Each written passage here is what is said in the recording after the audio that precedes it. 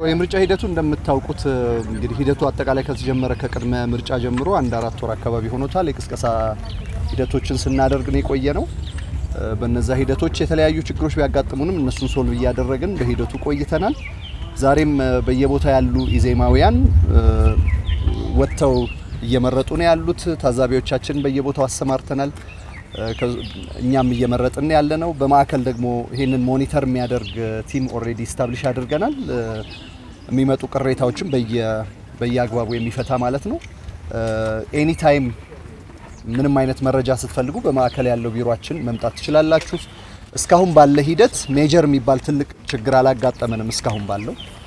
ከዚህ በኋላ ያሉትን ደግሞ እያንዳንዳቸው ሞኒተር እያደረግን ነው የምንሄደው እንደየምርጫ ክልሎቹ ማለት ነው። በየምርጫ ክልሎቹ ሁኔታ የተለያየ ስለሆነ በሱ መልኩ ሞኒተር እያደረግን ነው የምንሄደው። እሱን ኢንፎርም እያደረግናችሁ የምንቀጥል ይሆናል ማለት ነው። የምርጫ ጣቢያዎች በጧት በመከፈት ረገድ 12 ሰዓት ላይ እንደተከፈቱ አረጋግጠናል። ነገር ግን አንዳንድ የምርጫ ጣቢያዎች ላይ የተለያዩ ችግሮች ነበሩ። እሱን ከምርጫ ቦርድ ጋር በመነጋገር እየፈታን ነው የሄድነው። ያልተፈቱም ካሉ ከምርጫ ቦርድ ጋር በመነጋገር ከአስተባባሪዎች ጋር በመነጋገር እየፈታን የምንሄድበት ሂደት ነው ያዘጋጀነው። በእኛ በኩል እያንዳንዱ ምርጫ ጣቢያ እና እያንዳንዱ ታዛቢ በማዕከል ሪፖርት የሚያደርግበት ሲስተም አዘጋጅተናል። የትኛውም የኢትዮጵያ ኮርነር ላይ ምንም አይነት ችግር ቢፈጠር ምርጫን የተመለከተ ቀጥታ ኢንፎርሜሽን ይደርሰናል። እሱን በሚመለከት እሱን ለምርጫ ቦርድ ኮሙኒኬት አድርገን ሶሉሽን መፍትሄ የሚሰጥበት መንገድ እንፈልጋለን ማለት ነው።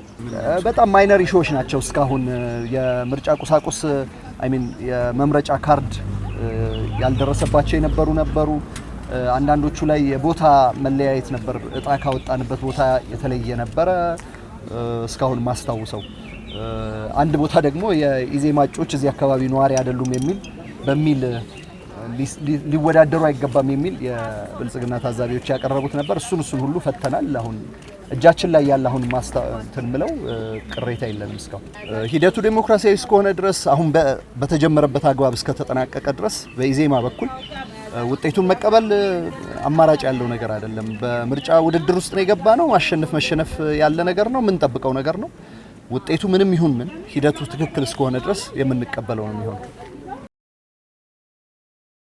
ቢስሚላሂር ረህማኒር ረሂም ወአኒ ወረያለ ሐሙድ አህመድ በዚህ በኤረር ወረዳ ኦብነግን በመወከል እየተወዳደርኩ ሲሆን ያለው ሁኔታ እጅግ የሚያስደስት ነው። ምርጫው ሰላማዊ፣ ፍትሃዊና ዲሞክራሲያዊ በሆነ ሁኔታ እየተካሄደ ይገኛል። በዚህ መልኩ ህጉና ስርዓቱን ጠብቆ ምርጫው በሰላማዊ መንገድ በነጻነት እንዲካሄድ ላደረገው መንግስት ምስጋና አለኝ። እንደተመለከታችሁት እጩ ተወዳዳሪዎችም ይሁን ህዝቡ በነጻነት ምርጫውን እያካሄደ ነው ያለው። ውጤቱ ህዝቡን የሚያስደስት በሀቅ ላይ የተመሰረተ ይሆናል ብዬ አምናለሁ።